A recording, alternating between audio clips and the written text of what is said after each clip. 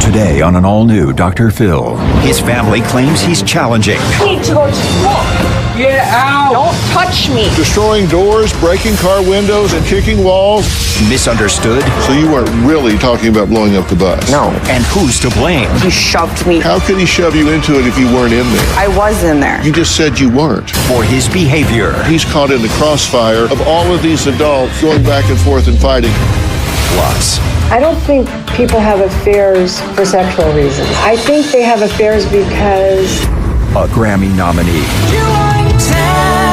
right when I'd step foot on the stage in front of 40,000 people, that's when it would hit my mind. If he only knew. A devastating secret. So you felt like a fraud the whole time. I felt like an imposter. Her inspiring story. It doesn't take as long to heal as it took to get hurt. Let's do it. Have a good show, everybody. Here we go. This is a safe place to talk about hard things. Stand by. We'll count you down. Today's going to be a changing day in your life. 5, 4. I am not giving up on you.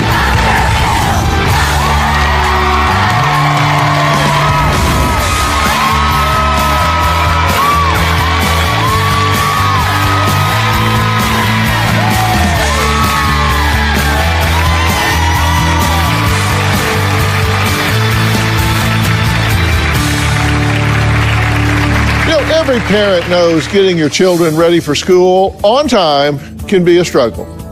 But what if you face this in the morning? I need to go to school. I said stop. Get out! Because you were just attacking me. Get out! Don't touch me. Don't touch. Ow! Well, that's what Vanessa and her boyfriend Alex say they've been going through for years with 14-year-old Michael. Now, Vanessa wrote in desperate for my help because she says her son goes, quote, off his rocker anytime he's told no, destroying doors, breaking car windows, kicking walls, and even ripping sheetrock off the walls. She says she wants her baby back. But her son has been explosive, unpredictable, and out of control since his father's suicide in 2019. Hit me in the face while I'm sleeping, you bitch! My 14-year-old son, Michael, is pretty much terrorizing our life and our family. You move. What the was wrong with you? Move, pervert. I am a prisoner in my own home. When you attack me, I'm not attacking you. you are. Don't touch me. It has gotten physical to a point where he's taken swings at me in the past. Do not hit me again. Stop! He is very hostile and aggressive towards me. I'm gonna break everything. He physically comes after me. Are you kidding me? You literally just threw this stick at me in my car. Could be something so simple as just repeatedly hitting me with a pillow. Get out! I need to go to school. I said stop. Stop it. I am becoming more and more afraid of Michael. When I came into Michael's life, he was 4 years old. I never tried to be his dad. The last 2 years have gotten really bad. He's punched multiple holes in the wall. He does call me names. I'm a fat ass, a bitch. If I ask him to clean his room, he'll tell me I'm not cleaning my room. At the beginning of Michael's life, his father, Bryant, was not involved. When Michael was 9 years old, his dad petitioned the court for custody. At that time, Michael did not have a relationship with his dad. Michael's father told Michael he could threaten us with CPS. It's not right at all. About 1.5 years ago, Michael's dad committed suicide, and that destroyed Michael's life. That is when the anger and the physical aggression started to come out in Michael. Don't touch me. Don't touch. Ow! We have called 911 for safety reasons and sent him to the hospital. I feel like I've lost total control of this situation.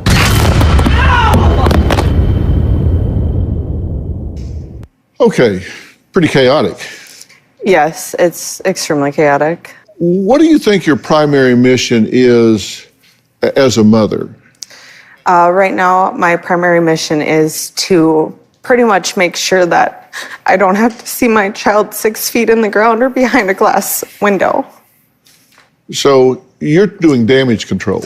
Yeah, we're trying to, we're on the road of just trying to survive. We're pretty much walking on glass and it's cracking and pretty much almost falling out from underneath us. Alex, you've been in Michael's life since he was 4 or 5, right? Yes. But are there times where you do connect with him? It hasn't been in a long time. Long time. He was pretty much made to believe that Alex is a bad person and no matter what, he shouldn't have anything to do with him. When we talk about his behavior, most of it is pretty aggressive behavior. He was kicked off the hockey team for hitting another kid in the nose, right? Yes. He's hit you in the face. He's done $10,000 to $15,000 worth of damage in the house. We're talking about holes in walls, tearing off sheetrock, breaking doors, things of that nature. He's locked his grandfather out, grabbed a knife during an argument. He screams, hits the dog. I looked at his most recent report card and he had all Fs. Yes. I mean, across the board in all of his classes. When we were interviewing him on the phone, he cursed 29 times. So a lot of it is just kind of poor impulse control and just kind of doing what he wants to do. And there's a lot of anger and frustration there, right? You made the comment of he wants to do what he wants to do. That's a lot of it. Trigger points are because of that. We tell him to clean his room or you need to get up and go to school. It then becomes an argument because I don't want to go to school today. Yeah. And I'm not going to have to. And I'm going to fight you all the way to the end of it. Well, let me be very clear about a couple of things here. I'm not here to throw you under the bus as a parent, either one of you. You have to look at intentions. I think you have good intentions here. I don't think you're even being reckless. Sometimes people can do bad things on purpose, or they can just be so reckless that it's almost like they're doing it on purpose. You guys aren't being reckless. Listen, when you see this kind of behavior, you can bet he's miserable inside. Oh, he's very miserable. You just know he's miserable inside. This isn't the way a child wants to live. So we want to get him out of this as well. We want to get you guys some peace, get him out of this. We just want a hush to fall over this home in a positive sort of way. So just know that's my objective as we go into this. Now, we'll meet Michael right after the break.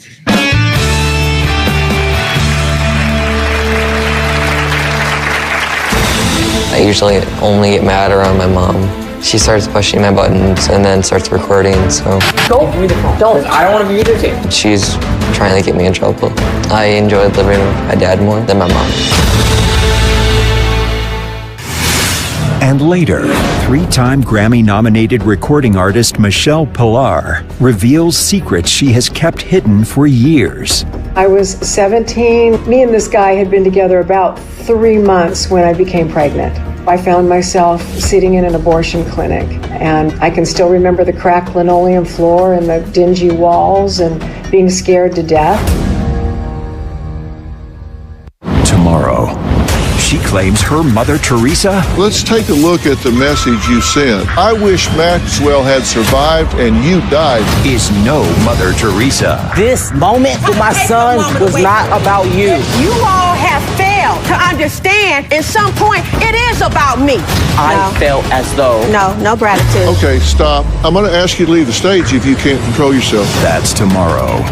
Then on Monday, the organizer of a social media festival flopped. Michael says he was falsely branded a scammer. I'm here to get healing for myself. It has nothing to do with the fact that you're trying to do another TanaCon?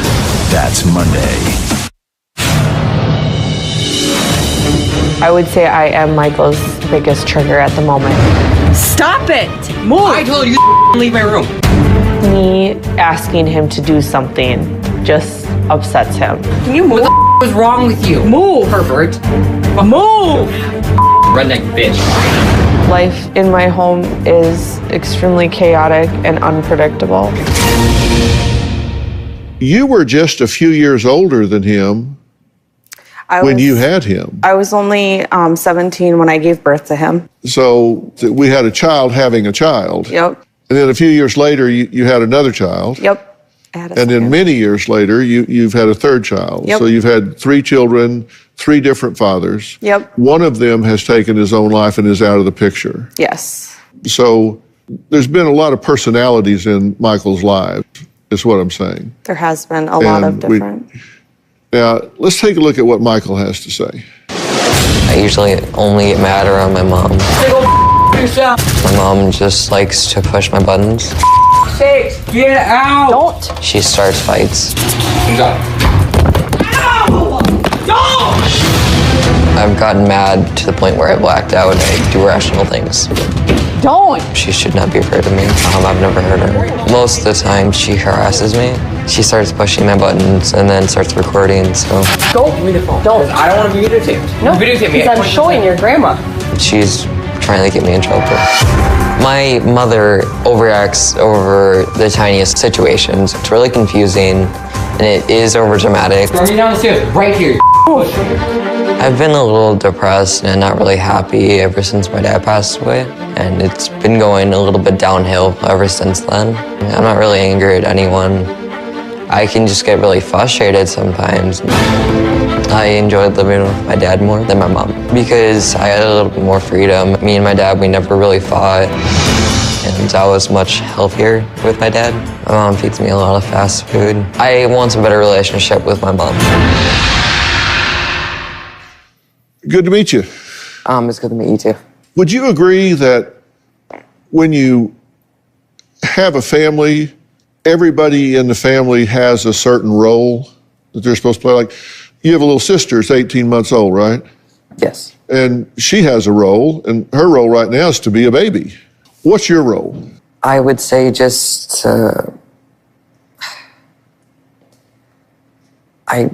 my role is just to be a kid. Right. Great answer, by the way, because I couldn't agree with you more. And at 14, what's a kid supposed to be doing, generally speaking? Going to school and having a social life. In a family unit, is there supposed to be somebody in charge? Yes. Somebody that runs things? Is that your mom's role? Yes. Okay, so she's supposed to be in charge. Yeah. Does that mean that you and your brother and ultimately your little sister are to be supportive of the leader? Yeah. Are you? Most of the time, yes. And you said one of your roles is to go to school. Yeah. Are you? Yes. How you doing? I'm doing actually very well. Really? Because here are some notes from your school. Refusal to work, made comments about blowing up the bus while on it. That seems pretty antagonistic to folding into the school scene. I was not the only one doing this. We were all talking about this game that we were doing. So you weren't really talking about blowing up the bus? No. All right, let's take a look at a typical argument between Michael and his mom, and pay particular attention to how this escalates very quickly, because there are some lessons in this. You guys watch this too. You're seeing yourself maybe for the first time on big screen here, so both of you watch this closely. I can just wait until they're here. You need to go. No, this is my room now. Move. This is my room. Remember, you want to break all my shit and do that. Move. You opened the garage doors and the doors. Move. No, if you want to go in my room and just throw everything, why should I not? I'm not. Move. Stay in your room. Move. Don't. You were the one who opened the door. Stop it. Move. I told you to leave my room. You it took opened. an hour. An hour, and you were sitting on the floor, Move. laying on it, and in my closet, and touching my dirty ass underwear. Can you move? What the was wrong with you? Move. Pervert. Move. Ass. No, you're redhead in another. Move. You're bitch. Move. I just want the garage door shut. Okay, I'll go shut the garage door, and then you can go stay in the room. Don't tell me what to do. Move. Oh shit! Throw me down the stairs right here. Move. Push me.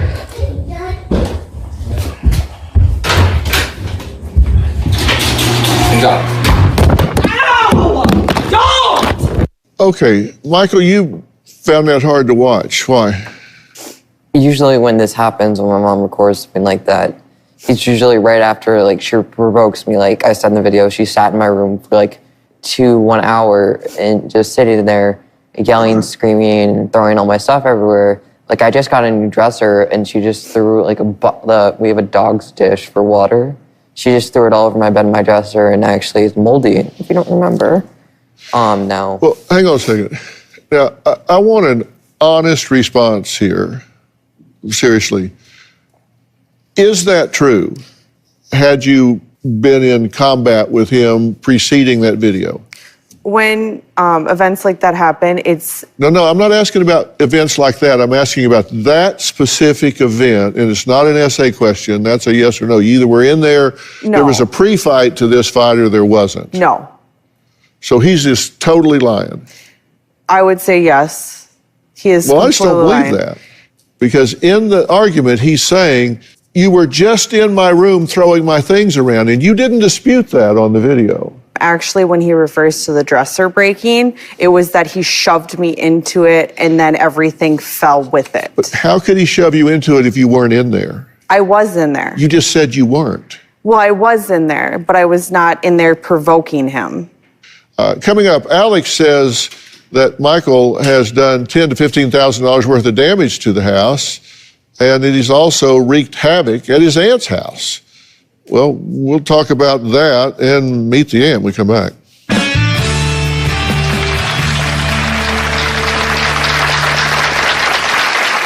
Michael's a very hard child to parent. Michael has called me all kinds of vulgar names, sworn at me. I had a lot of damage done with inside my house from him. The more you engage with Michael, the meaner he gets. It's nonstop drama. My daughter, Melissa, is a mean, raging alcoholic. Falling down the stairs, laying unconscious in the snow. All month long. What do you do all day? I drink. On Dr. Phil. I'm so worried about her dying. You're killing her. Real people. Alexandria has gone to the emergency room 600 times. Sometimes it can be like 3-4 times a week. Real problems. You've been fired from 4 jobs because you just walked out and went to the hospital? Yeah. You got off a plane because you thought you were having appendicitis. If I don't go to the hospital, something is going to happen to me. Dr. Phil May. Michael does not respect me. He says things like, you're not my real dad, I don't have to listen to you. He's called me worthless, fat, lazy, ass, you name it. He's pretty much called me it. I do not think Michael respects me at all. I feel like I've lost total control of this situation. Colleen, Michael's great aunt, and Christopher, his grandfather, have both been caught in the crossfire of these disputes. Here's what the aunt and the grandfather have to say. Michael and Vanessa fight constantly. Move! You're a redneck. And it doesn't matter what it is about. Michael's a very hard child to parent. There are times that Michael has no control over his anger and his actions. Michael and I have gotten into some battles when Michael and Vanessa lived at my house. Michael has called me all kinds of vulgar names, sworn at me that I was worthless as an aunt. He has exhibited the anger towards me in physical, verbal, and emotional ways. I had a lot of damage done with inside my house from him. The more you engage with Michael, the louder, the more destructive, the meaner he gets. Michael's my first grandson, and to see him not care about how he attacks me, how he tries to get me to punch him, that's not right. Michael has the tendency to exaggerate the truth. Michael has gone to school and told his teachers that Vanessa or Alex are abusing him, which is not true. I don't understand or know where he gets these lies. I want the grandson that doesn't want to provoke me into attacking him. I want my grandson that doesn't use language to tell me that I'm worthless. I want that grandson back. What's y'all's theory about why Michael's on this path? Honestly, I don't think he knows why he's on this path. I think that through actions outside of his own, people have given him examples. I'll use the custody battle to where the father belittled the mother and the mother wasn't worth anything. And he's just taken that same step to where, just like his father said, she isn't worth anything. You don't have to listen to her. He's now uses that. Could I say? Please. They said that my father mistreated my mother, and I would say that's true, but also my mother did the same thing to my father. They both got really heated over what my mom would not let me out of the house when it was my dad's day to have me, and my dad would do this. Well, my dad wouldn't do the same thing. I'm going to actually disagree with that very much because I made sure as a parent that was not allowed to see his daughter that I would never let my daughter hide you ever from him. I know you've been told that from your father. We never, and I would never allow that. So please give. But there was animosity between these two. I would say that there was a little bit of confrontation, and I feel like it always came off that I felt like I was trying to defend myself from a story. When I would go with Vanessa and pick Michael up, we couldn't go in his father's driveway. We had to sit out away. They would literally call the cops and try to have you arrested for trespassing. Yes. You know you did. You would come up to my grandparents and you would yell, swear, and so would my mother, and so would my other grandfather. No. The end result is still that he's caught in the crossfire of all of these adults going back and forth and fighting. And what do you expect to happen when we write on the slate of who these children are? Coming up, Colleen says Michael has lied about her smoking marijuana when she was just having a cigarette and calls Vanessa an alcoholic sometimes when she's not even having a single drink. So is Michael lying today? I have some things I want him to look at after the break.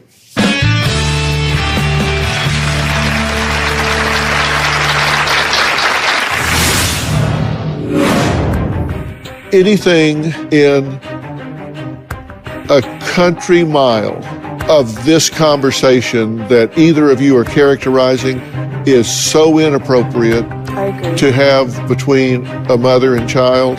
It is so off the chart. It is so...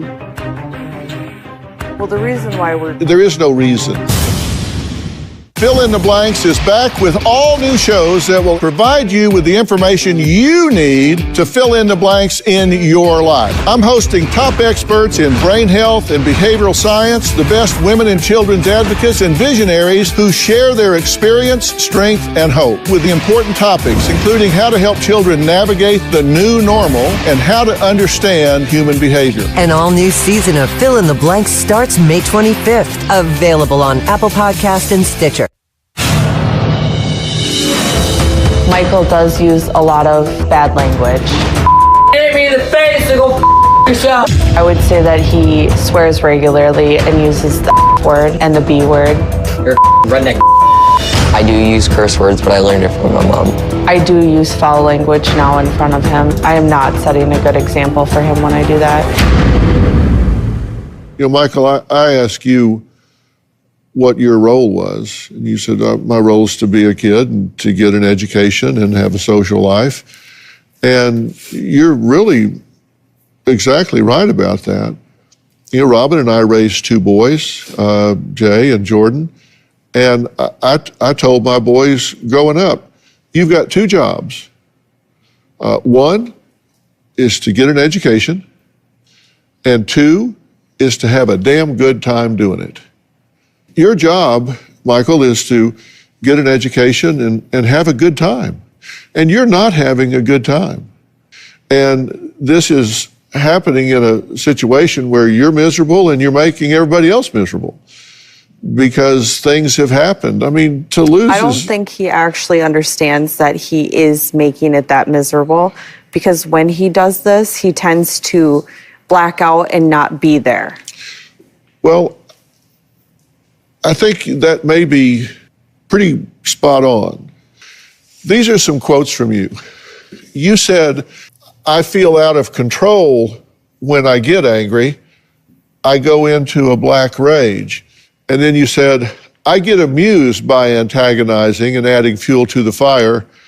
I usually do it for fun. Yeah, I said that. I would explain it as like if you're watching like the Joker movie, like he's sitting there and he's looking at you and then his Joker face comes on and he'll be like, ha, ha, ha, ha, and you just sit there and he's gone. Can you recall doing that? I remember this very, very well. She would come downstairs, she would turn on the light, and she would come downstairs, yell at me and antagonize me, saying jokes about my dad, saying how, oh, your dad's a piece of and you're ugly like him, and you're just a piece of you should go kill yourself. And that's what she would come downstairs and say to me. Is he right that you say these things to him? I told him once that I believe that his dad truly loved him and he did not hate me as much as he thinks he did.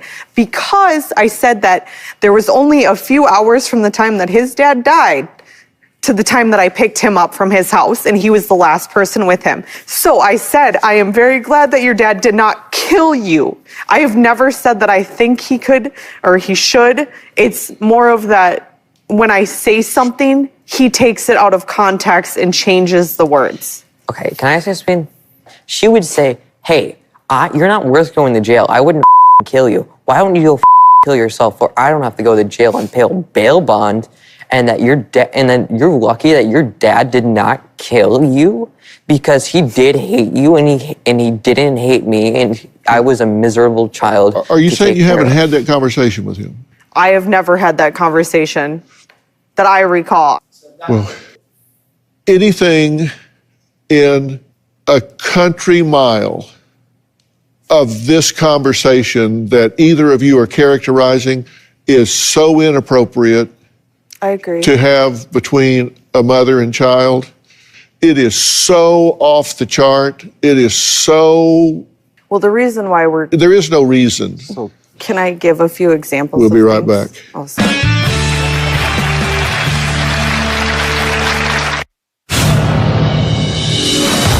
There are times that my children have seen me argue with Michael. We are not successful at shielding them from the confrontation. My 2-year-old is seeing a life or death battle with my 14-year-old son, and she's extremely scared. Don't touch me! Why is your phone over? No! Go! Now! I am extremely nervous that I'm failing as a mother. Michael, I want to appeal to your greed. I want to appeal to your greed because I think we talked about roles, and I think there are roles in life too. We go through phases. And one thing I know about teenagers is they want what they want when they want it, and they want it right now. And that's okay. That's kind of comes with the territory. And I want to appeal to your greed because I want you to know what you want and greedily go after getting it. I'm asking you to be your own best friend. And you're not being your own best friend here. You have 4 people sitting here that love you greatly. You've got 4 people here that love you enough to stop their lives and drive all the way across the United States to come down here and sit here for you. And I can't tell you how many teens I deal with that just don't have that kind of commitment around them. And I thank them for that. So many kids don't have people in their corner, but you do. And you have had some frustrations in life, and I'm sorry for that. But the question is, what are you going to do about it now? And you're old enough now that your decisions start affecting you. What you do in school affects you because you're going to be selling those skills to the world. And this is all going to determine what kind of quality of life you have. And can your mother learn to be a better partner parent? Sure. But you need to be a good upstream manager and be a better partner son, a better role model for your brother. And it's time for you guys to decide, let's do this together. Now, I want to introduce someone to this situation that I would really like to introduce as a representative of an intervention team that I want to bring in here to work with you guys when you leave here. I want to introduce Erin Pash. Now, Erin is the co-founder of Ellie Family Services.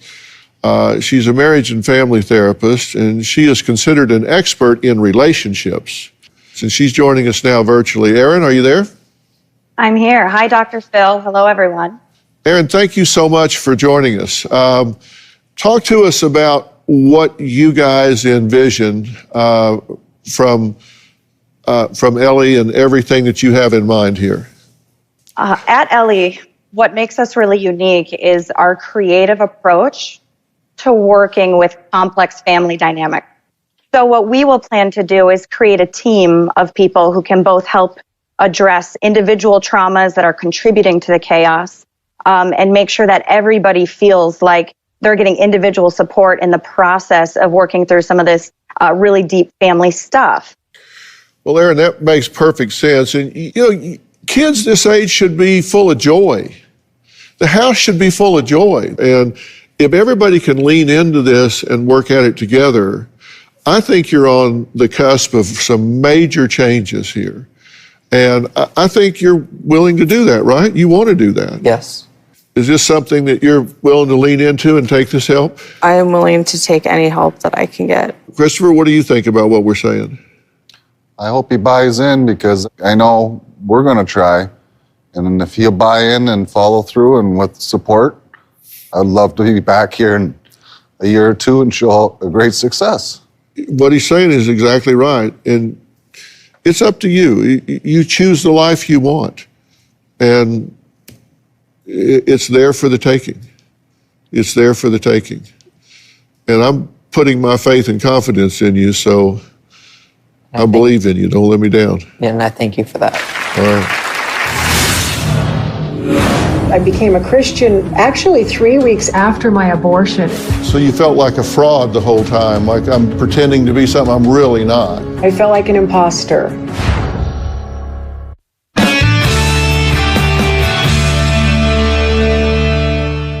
Trying to outrun the pain. Joining me now is Michelle Pilar, a 3-time Grammy-nominated recording artist with more than 2 million records sold, with fans from not just the United States, but from all over the world. Michelle says she's been recording since the age of 19, but she's actually been singing since 5.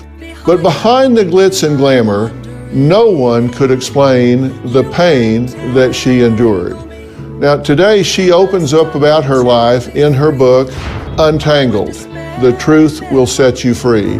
So please welcome Michelle Pilar. Michelle, thank you so much for being here today. I can't tell you how excited I am to talk about this. Thank you so much, Dr. Phil. It's great to be, and it's great to see you. We'll talk about the book in just a minute, but I want to talk about you first as a person. You have had an amazingly storied career, and you have really changed the face of Christian music. And the reason that I think your story is so interesting is because you have had the courage to really open up about the authenticity that's behind your music, which has certainly not been a success-only journey, correct?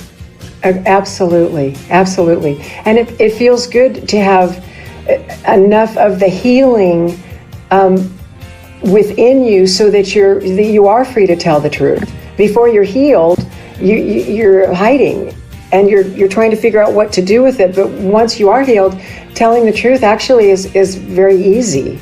Well, that's the thing. And the reason I think this is so important for people is they look at someone like you that seems so together and so radiant and happy in your life, and to hear the story that's behind that, people are inspired by that. To talk about some of this, at age 17, you had an event in your life from which you carried a lot of shame. Talk about what that was and how that impacted you. When I was 17, I was trying to escape my childhood home.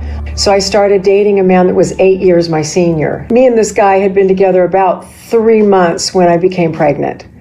And for me, that was so devastating because my whole goal in life was to be the perfect little girl, to try to make up for all the mayhem in my home that I grew up in. I thought if I could just be perfect enough, I could make up for everybody else's stuff. So what do? You know, I'm barely out of high school, and Roe versus Wade was 90 days old. And so I found myself sitting in an abortion clinic. And I can still remember the cracked linoleum floor and the dingy walls and being scared to death. I was in and out of there so quickly that it was over before I really had time to think about it or have choices. And you dealt with a lot of shame from that. You carried that shame for a long time. What was the impact on you?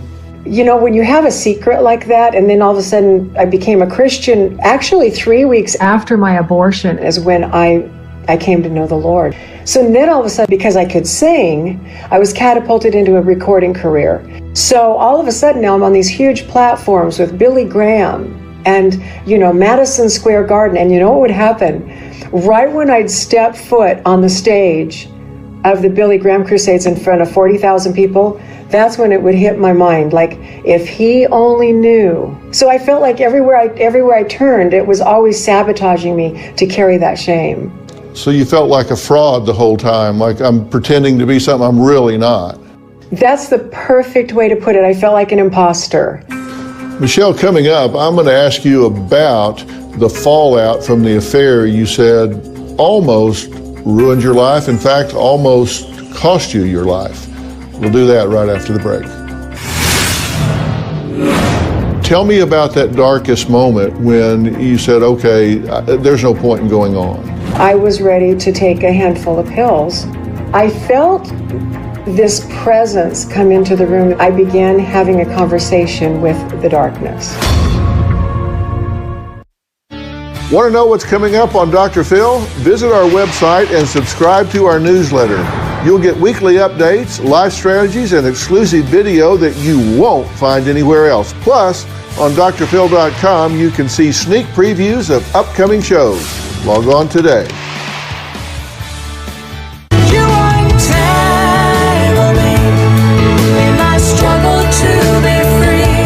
Michelle, you say at age 29, which this was in 1984, you had an affair. You were married, but you had an affair with someone that was also married. That's right. And tell me what impact that had. Well, you know, I don't think people have affairs for sexual reasons, if I can be honest. I think they have affairs because they've somewhere along the line, they've lost their voice. So you become attracted to somebody, and all of a sudden they're going to be the fix-all, end-all, be-all, and you go ahead and jump into the water and you find out, oh my gosh, I'm in the stew. And that's what happened to me. You said that it got so bad for you that it pushed you to the brink of suicide. Absolutely. So tell me about that darkest moment when you said, okay, there's no point in going on. I'd never been suicidal before, but I just felt like it'd be just better if I just weren't here. And so I was ready to take a handful of pills, and there I sat. Tell me what pulled you back from the brink. That I was sitting on the same bed I'd hidden under as a child to get away from my mother's yardsticks and coat hangers and things when she drank. I felt this presence come into the room that was very dark. I began having a conversation with the darkness. We had it out.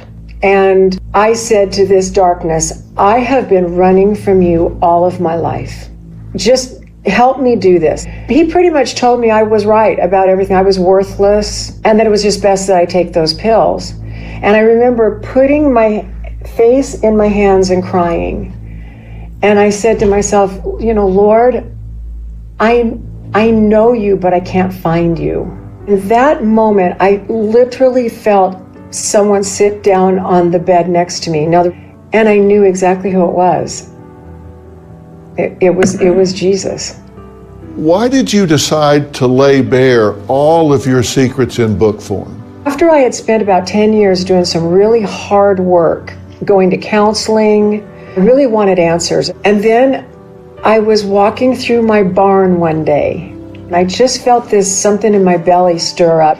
And I was praying, and I actually said this. I said, Lord, why do you want me to tell my story? That this voice inside of me said, if you will tell the unvarnished truth about what I've done for you, I'll use your story to get into the story of the reader in places I can't go. So really, telling the truth was no longer about me, but it was about somehow opening a door for others to not be so afraid. The book that I'm talking about that Michelle wrote is Untangled. Particularly right now, coming out of the pandemic, there are a lot of people feeling tangled up by those pressures. What is your message to those people? I think it's to let people know that it doesn't take as long to heal as it took to get hurt. Many people that I meet are just too afraid to open that can of worms. When you get some good help and you step into the shoes of courage, and God is right there waiting to be with you and to heal you and to listen. I've said many, many times, we generate the results in life we think we deserve. And if you're telling yourself that you're just garbage, that you're trash, you don't deserve anything, you'll generate those results in your life. And when you finally claim the right to forgive yourself, then all of a sudden you start generating results that come with that. That's the inspiration that I think people see in your life. The book is Untangled. The truth will set you free, and God bless you for writing it, and God bless you for coming here to talk about it. Mwah. Michelle, thank you for joining us. Thank you. I would like to thank all of my guests today, including my earlier guest, Vanessa, who wrote to me for help with her raging and violent 14-year-old son, Michael. And a very special thanks to Aaron Pash and all the folks at Ellie Family Services for agreeing to help out. You can follow me on Twitter, Instagram, and Facebook. And don't forget to subscribe to an all-new season of my podcast, Fill in the Blanks, launching May 25th. We are digging into everything from how to interpret body language to how to understand human behavior. I'm going to speak with leading experts, visionaries, decision makers about the topics that affect you and your life. Another podcast not to miss is Robin's I've Got a Secret. Stay safe. We'll see you next time.